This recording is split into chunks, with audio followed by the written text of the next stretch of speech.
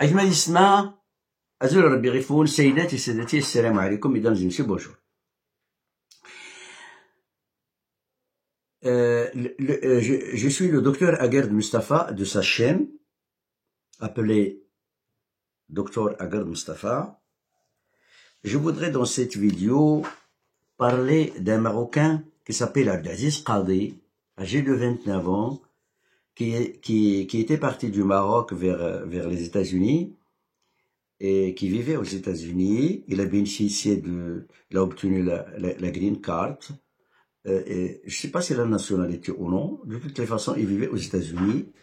Et ce jeune est parti des États-Unis pour faire des milliers de kilomètres en avion, se poser, je pense, en Pologne et après venir rentrer comme touriste en Israël. Ce Marocain a poignardé 4 Israéliens au centre de Tel Aviv. D'abord, en ce qui concerne le peuple marocain est solidaire de tous les peuples du monde. Le peuple marocain est un peuple pacifiste. Le peuple marocain est imprégné des idéaux de Sa Majesté le roi Mohammed VI, qui sont les idéaux de la paix, de la coexistence, de la cohabitation, de l'acceptation de l'autre. Sa Majesté le roi Mohammed VI, que Dieu le glorifie, fait tout son possible pour que notre société soit une société démocratique, moderne, où règnent les droits de l'homme, égalitaire, où coexistent toutes les religions. Notre glorieux roi est le commandant des croyants, et quand on dit croyants, on fait appel, ou ça signifie les musulmans, les chrétiens et les juifs. Le peuple marocain, qui est profondément, ou qui est essentiellement un peuple amazigh, est un peuple extraordinaire, qui, à travers tout le temps, a montré à tout le monde que c'est un peuple qui cohabite avec les autres nations, qui donne son aide, qui participe aux efforts des Nations Unies pour faire régner la paix.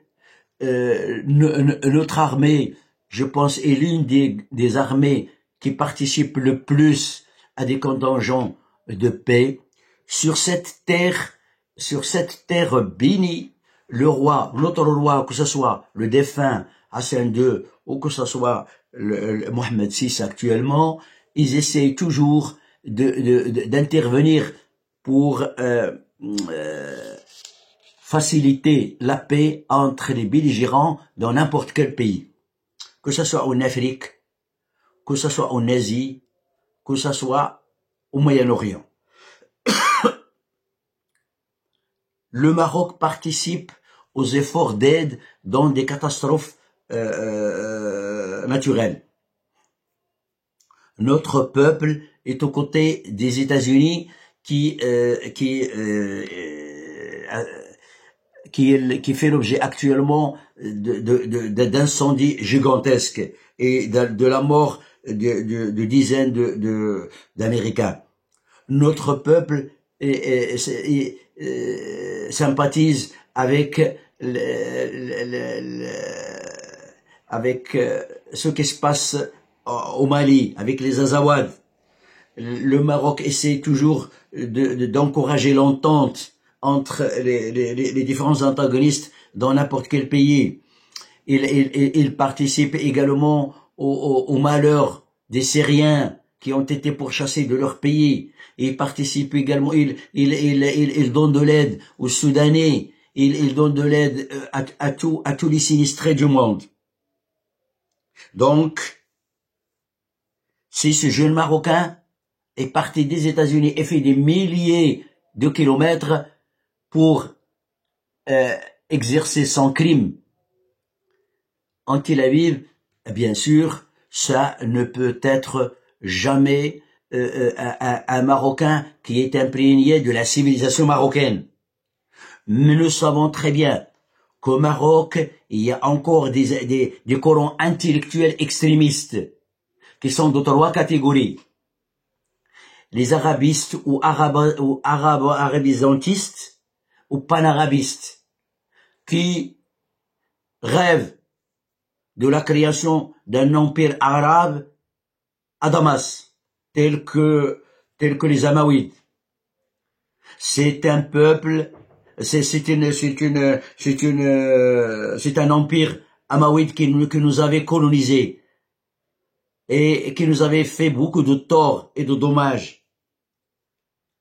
Mais ces gens-là rêvent de cette folie. Et c'est pour cela que lorsqu'on retourne aux années 60, 70, nous trouvons que ce Coran qui était assisté par Jamal Abdel Nasser de l'Égypte, par Hafid Assad de la Syrie, par Saddam de l'Irak, par Ali Rabi' Adoun du Yémen du Sud, par Gaddafi de la Libye et par Houari Boumedienne de l'Algérie. Les 6 pays étaient des pays alignés à la Russie. Et les panarabistes ont créé des mouvements terroristes ici au Maroc qui ont essayé de détruire la monarchie marocaine. Mais les Amazirs étaient là. Les Amazirs sont les protecteurs de la monarchie marocaine, sont les défenseurs du trône alaouite, sont les fidèles à Sa Majesté, au roi du Maroc. Que ce soit dans le passé ou que ce soit dans le présent, et ça va être la même chose dans le futur. Donc ces mouvements panarabistes ont utilisé la force et les armes pour détruire la monarchie marocaine. Ils étaient soutenus par les 6 pays que je viens de dire et qui voulaient créer un grand empire arabe. Le deuxième Coran fasciste et destructif, c'est le Coran communiste. Il y a déjà des témoignages de ceux qui ont essayé de tuer notre roi, le défunt Hassan II, et qui ont essayé de détruire la monarchie. Donc vous avez un Coran communiste, anti-royaliste, anti-monarchique, vous avez un Coran panarabiste, anti-monarchique, et vous avez aussi un Coran islamiste ou islamisantiste. Ces Corans islamistes terroristes ont été affiliés soit au Coran wahhabiste soutenu dans le passé par l'Arabie Saoudite et également aux fréristes musulmanistes de l'Égypte. C'est le Coran d'El-Benna. Et le Coran saoudien, c'est le Coran de Mohammed Abdel Wahhab, et le Coran chiite de l'Iran, surtout après la révolution de Khomeini. Donc vous avez 3 Corans qui, même s'ils n'étaient pas d'accord à un moment donné, ils se sont provisoirement mis d'accord sur un seul objet, c'est la destruction de la monarchie marocaine. Donc pour moi, ces gens-là, par le biais de chaînes de l'internet, des centres de communication, etc., ils ont essayé, et également par certaines chaînes de l'Orient qui favorisent ces Corans intégristes, destructifs et terroristes. Donc, les Corans qui veulent du mal à la monarchie marocaine sont tous étrangers à la société marocaine. Et donc, c'est la politique et la propagande, c'est la propagande de ces Corans, c'est la propagande de ces Corans qui ont créé des jeunes tels que Abdelaziz Qadi, qui est parti en Israël. Et c'est la même chose. Et ce sont ces mêmes Corans qui proclamaient ou qui défendaient le trouble créé par certains originaires du Maroc à Amsterdam, pour essayer de s'attaquer à l'équipe israélienne. Le peuple marocain est un peuple pacifiste et c'est un peuple ami de tous les pays de l'Occident et également d'Israël, de l'Espagne et également des grandes puissances telles que la Chine ou la Russie. Le Maroc ou le peuple marocain prône la paix, prône l'entraide. Notre roi veut faire du Maroc un pays moderne, un pays très développé et qui essaye d'être à la même hauteur que les pays de l'Europe. La politique de notre roi, elle est là pour essayer de donner un coup de main également aux Africains. Nous les Amazirs, nous voulons que les relations entre nous et les Espagnols soient très fortes. Et nous voulons que le pont ou le canal qui relie Tanger à Al-Khouzirat ou à Tarifa soit créé le plus vite possible pour essayer d'augmenter et d'intensifier les échanges avec le continent africain. Nous, les Marocains, nous nous considérons comme des amis et des frères de toute l'Europe, des États-Unis, également d'Israël. Israël est un pays pour le Maroc et pour les Amazirs, surtout, c'est un pays frère. Pourquoi c'est un pays frère? Parce qu'en fait, 20% de la population d'Israël, qui compte à peu près 2 millions de Marocains juifs, ont un grand rôle, ils jouent un grand rôle dans l'État d'Israël, et ce sont des gens qui sont très liés au peuple marocain et qui sont prêts à aider le Maroc dans toutes ces initiatives. Les grands responsables de l'État d'Israël ont manifesté leur soutien au Maroc devant toute agression étrangère. Donc, moi, je lance ma sympathie à l'égard de toutes les victimes américaines, à l'égard de toutes les victimes d'Israël, mais également à toutes les victimes du monde, que ce soit les victimes palestiniennes, que ce soit les victimes en Ukraine et en Russie, ou que ce soit les victimes aux Azawad, ou que ce soit les victimes au Soudan, ou que ce soit les victimes au Nigeria, où le mouvement intégriste, islamiste, terroriste, Boko Haram est en train de s'attaquer aux chrétiens du Nigeria.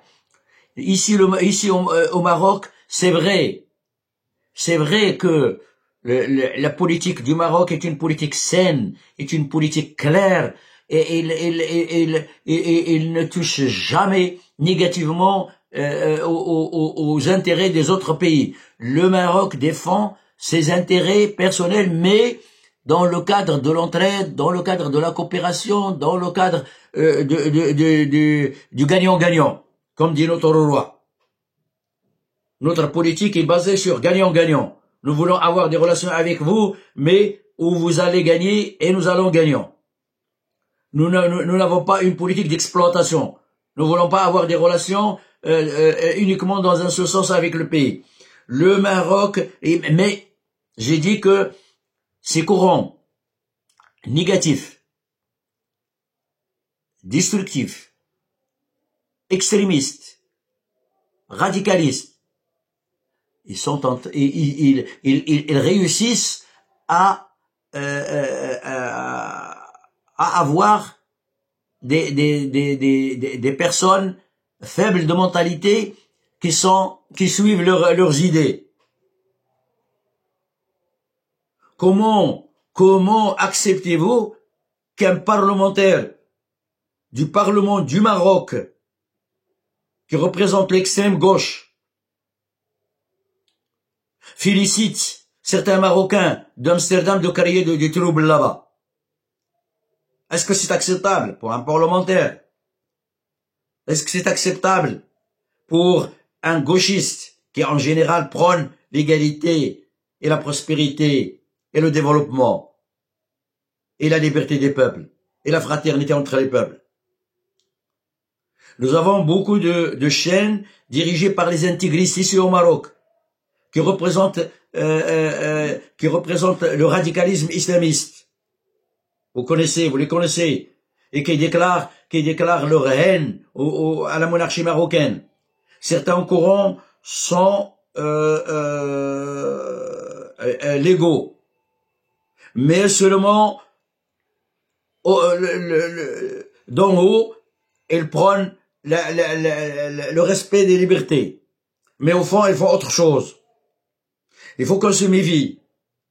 Parce que si aujourd'hui un jeune a attaqué 4 Israéliens à Tel Aviv, en 2003, nous avons plusieurs jeunes qui ont posé ou qui ont créé des troubles dans un restaurant à Casa qui est fréquenté par beaucoup d'étrangers et surtout des Espagnols. Ces extrémistes islamistes miroitent à leurs adhérents d'aller directement au paradis s'ils tuent des chrétiens ou s'ils tuent des juifs.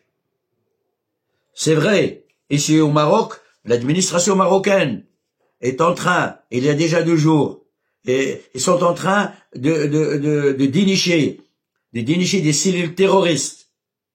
Ça fait 2 jours que la dernière cellule a été trouvée, ou a été décachée à Ahd où 4 personnes, dont 3 sont des frères, qui ont été tués par cette politique d'extrémistes islamistes et qui étaient sur le point de créer des actes terroristes pour tuer des innocents ici au Maroc. Nous ne voulons pas que l'État d'Israël ou que le peuple israélien, il ne faut pas qu'il croie que ça peut venir du peuple marocain. Ça ne peut venir que des gens qui veulent nuire aux Marocains et au peuple marocain avant de nuire à Israël. Les gens qui ont créé du trouble à Amsterdam ont pour objet de nuire à l'État marocain, au régime marocain, au roi du Maroc, au peuple du Maroc, avant de nuire au pays à la Hollande. C'est pour cela que je lance un appel à tous les Marocains, à tous les Amazirs, de faire attention à la circulation de ces idées, qui essayent de faire du lavage du cerveau, qui essayent de produire un lavage de cerveau aux Marocains et surtout aux jeunes, d'influencer les jeunes. Moi, quand je vois quelqu'un qui a juste une licence, par exemple en anglais ou en français, ou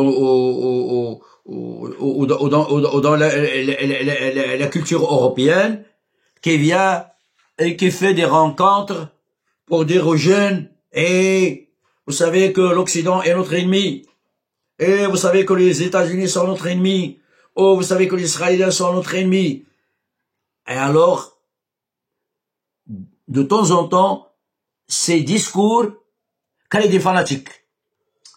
C'est vrai, qu'en ce qui concerne l'État marocain, même au niveau des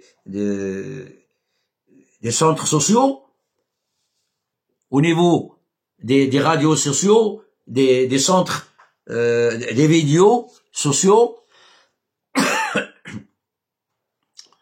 l'État marocain, l'administration marocaine arrête tout ce qui prône la haine. Mais vous avez deux moyens de prôner la haine. Vous avez d'abord des radios extérieures qui essaient de se focaliser sur, parce que ici au Maroc, ces derniers temps, avec la guerre de Gaza et d'Israël, ici, les Corans islamistes se sont focalisés sur ce qui se passe à Gaza pour essayer d'influencer la population et de créer une haine entre les Marocains et Israël. Mais ils vont pas réussir. Ce sont des minorités. D'abord, des minorités qui regroupent les trois idées suivantes. Premièrement, ils sont anti-monarchiques. Les gens qui soutiennent Hamas, ou qui soutiennent Hezbollah, ou qui soutiennent Iran. En même temps, ils ont envie de détruire le système monarchique marocain.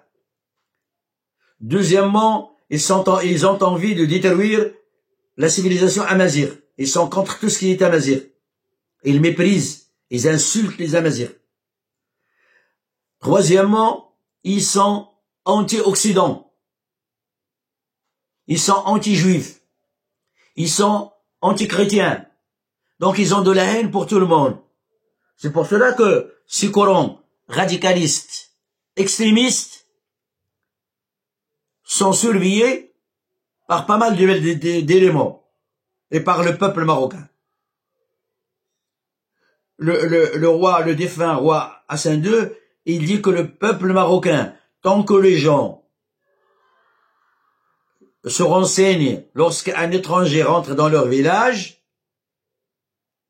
tant que les Marocains se renseignent sur les nouveaux venus dans un endroit, que ce soit dans une tribu ou dans un village ou dans une grande ville ou dans un quartier, eh ben au Maroc, il est très difficile d'avoir une enceinte favorable au terrorisme. Les Marocains, les Amazirs aiment la liberté. Ils adorent la liberté. Ils n'aiment pas l'injustice. Ils ont une amitié pour le développement, pour la science, pour la recherche scientifique, pour le bien-être, pour le bonheur. Rien à voir avec le Coran terroriste qui prône la mort, la destruction. Regardez ce Coran là où il se trouve. Regardez leurs résultats, que ce soit en Syrie, des milliers de gens. Mais nous avons ici des terroristes qui qui parlent seulement de Hamas et de Hezbollah. Ce sont des anti-marocains, ce sont des anti-amazirs, ce sont des anti-royalistes. Donc, ce qui fait que le peuple marocain fait attention à ces idées destructives. Notre roi représente le progrès, la paix,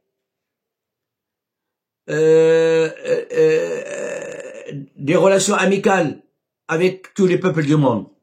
Et les Amazirs sont là pour défendre ces idées et pour défendre l'amitié maroco-israélienne, maroco-européenne et maroco-américaine.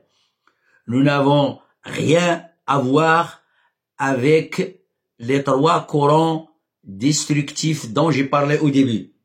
Heureusement, et Dieu merci, le régime saoudien, grâce à la venue du prince héritier Mohammed bin Salman,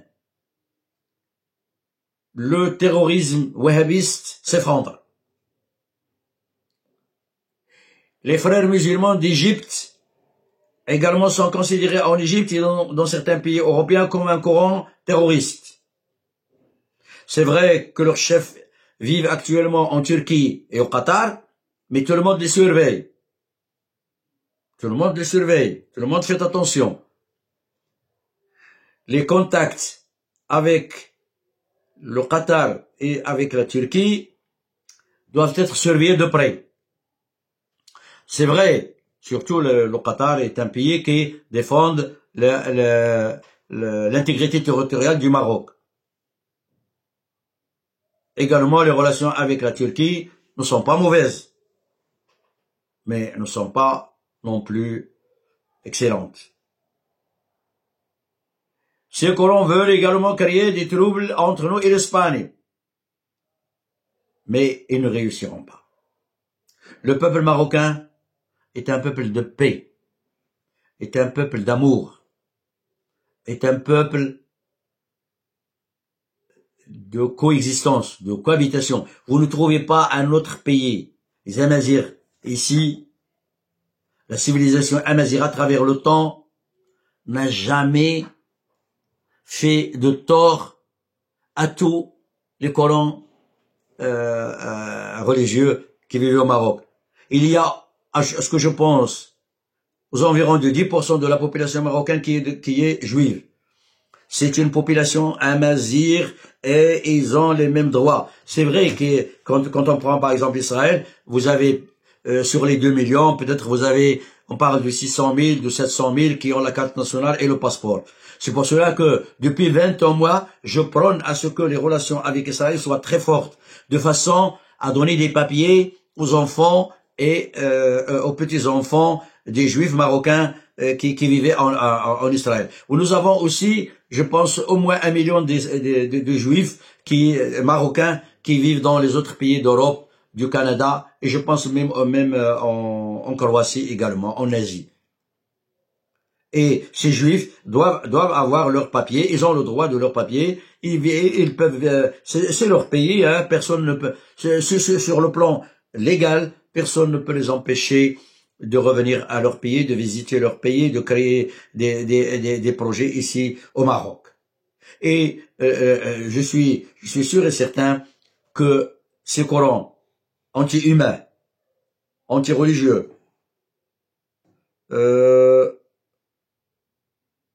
vont s'effondrer parce que comment dirais-je, l'intégrisme ou l'extrémisme, pour moi, ou le radicalisme, pour moi, est une maladie. Que ce soit radical dans un sens ou dans l'autre. Les Marocains, soit qui parlent amazigh ou qui parlent la Darija, qui est une langue amazigh, ne se sentent jamais étrangers entre eux. Ce sont des frères, nous sommes un peuple uni, nous sommes rassemblés derrière notre glorieux roi, qui est un roi formidable et qui représente la monarchie, et les Marocains ou les Amazirs n'ont jamais connu à travers le temps la République. Ils ont connu uniquement la monarchie, que ce soit depuis des rois amazirs d'avant l'islam, aussi s'il y avait le système monarchique. Donc les Amazirs ne peuvent jamais accepter la République ici au Maroc. Ils ne peuvent soutenir que la monarchie, le roi et le système marocain, la monarchie alaouite, le trône alaouite. Ce sont les grands défenseurs. Et ce sont ces gens-là qui ont cassé l'injustice des 6 pays dont je parle tout à l'heure, que ce soit les panarabistes, les pancommunistes et les pan-islamistes. Et vive notre roi, et vive notre pays, et vive nos relations avec tous les pays du monde, et avant tout Israël et les États-Unis.